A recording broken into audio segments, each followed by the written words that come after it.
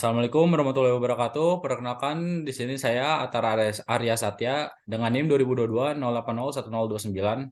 Di sini saya akan memperkenalkan anggota kelompok saya. Yang pertama ada Arika. Nama saya Arika Antanafi dengan NIM 2022 0801248. Dengan saya Fathan Gani NIM 2022 0801286. baik. Untuk saja dosen pembimbing kami yaitu Pak Gilang Pratama Hafiz SES Kom MM. Untuk PKN Kewirausahaan, judul program yang kami ambil yaitu budidaya ikan hias gupi. Pendahuluan akan dijelaskan oleh teman saya Arika. Baik, pendahuluan. Budidaya ikan hias gupi telah menjadi kegiatan yang menarik perhatian banyak orang, baik sebagai hobi maupun sebagai usaha ekonomi.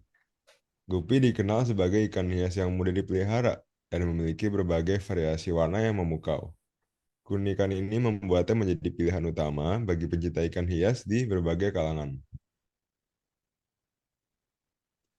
Nah, di peluang pasar ini, budidaya ikan hias gupi tidak hanya memberikan kepuasan dari segi estetika, tetapi juga membuka peluang bisnis yang menjanjikan. Perkembangan teknologi juga memberikan kontribusi positif terhadap pemasaran ikan hias gupi. Aksesibilitas internet memungkinkan kami untuk memasarkan hasil budidayanya secara luas, baik secara lokal maupun internasional. Karakteristik pasar sasaran. Pasar sasaran budidaya ikan hias gupi mencakup berbagai kelompok, mulai dari pencinta ikan hias, pemula, hingga kolektor berpengalaman. Karakteristik pasar ini dapat diidentifikasi berdasarkan preferensi konsumen terhadap variasi warna, pola, dan ukuran gupi. Kami perlu memahami dan menyesuaikan produksi mereka sesuai dengan permintaan pasar yang bervariasi ini. Baik, terima kasih Saudara Arika. Di sini saya akan menjelaskan potensi sumber daya dan peluang pasar.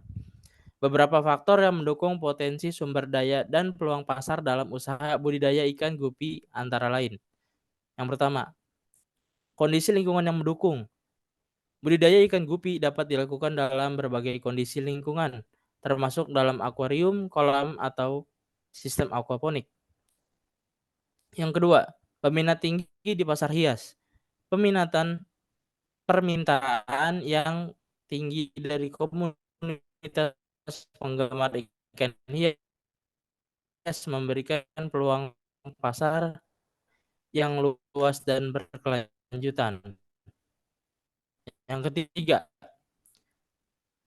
siklus reproduksi yang cepat. Keberlanjutan ini menjadi nilai tambah dalam memungkinkan pemilik usaha untuk menjaga kelangsungan pasokan ikan gupi, genetik, dan variasi warna yang beragam. Ikan gupi memiliki potensi untuk diekspor ke pasar internasional. Next, analisis usaha. Ada berbagai faktor yang dapat memengaruhi kesuksesan usaha ini. Untuk itu, dilakukan analisis menggunakan metode SWOT. Yang pertama, kelebihan strength. Harga jual stabil, cepat berkembang biak, mudah dirawat atau dipelihara. Pilihan pakan yang beragam. Yang kedua, peluang atau opportunities. Ekspor internasional, peningkatan permintaan ikan hias. Kerjasama dengan sesama peternak. Yang ketiga, kekurangan atau weakness. Gen yang kadang tidak stabil, mudah mati jika kualitas air buruk. Waktu pengontrolan setiap saat. Yang keempat, ancaman atau threats. Penyakit ikan. Fluktuasi bahan pakan, persaingan antar penjual yang ketat. Analisis break-even point atau BAP. Analisis BAP pada budidaya ikan gupi kami adalah: A. Biaya tetap atau fixed cost Rp220.000. Biaya variabel atau variable cost Rp30.000. Harga jual per pair Rp50.000. Biaya tetap per harga jual sampai harga variabel Rp220.000 per Rp50.000 dikurang Rp30.000. Rp220.000 per Rp20.000 sama dengan 11 pair. Ini berarti kami perlu menjual minimal 11 pair atau pasang ikan gupi untuk mencapai titik impas dan titik mengalami kerugian. Sekian dari penjelasan saya. Terima kasih. Baik, terima kasih Saudara Fatan dan Rika. Selanjutnya ada metode pelaksanaan.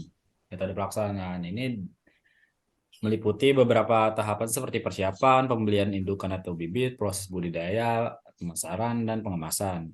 Yang pertama yaitu persiapan. Pertama kita mencari supplier yang memiliki indukan bibit yang berkualitas terlebih dahulu. Setelah itu menyiapkan bahan alat untuk membudidaya ikan gupi seperti bak baskom, saringan, garabikan, dan lain-lain. Mencari informasi ini maksudnya kita mencari tahu tentang apa aja sih yang diperlukan ikan gupi itu, terus bagaimana cara perawatannya, terus apa aja yang harus dicegah gitu untuk membudidaya ikan gupi ini. Selanjutnya membuat akun sosial media ya, untuk pemasaran.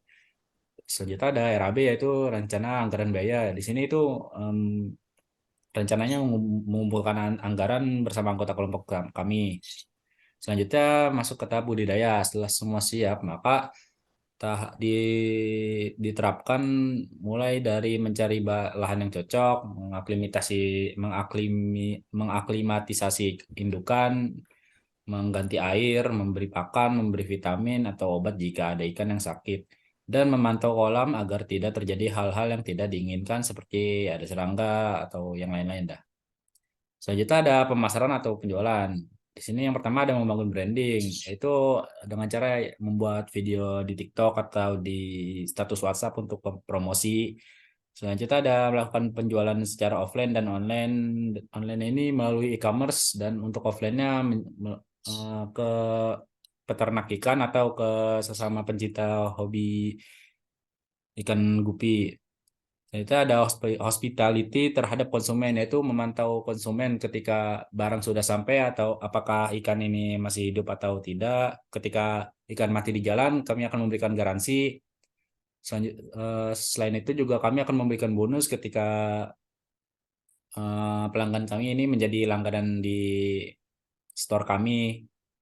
Tuh. Selanjutnya ada biaya dan jadwal kegiatan.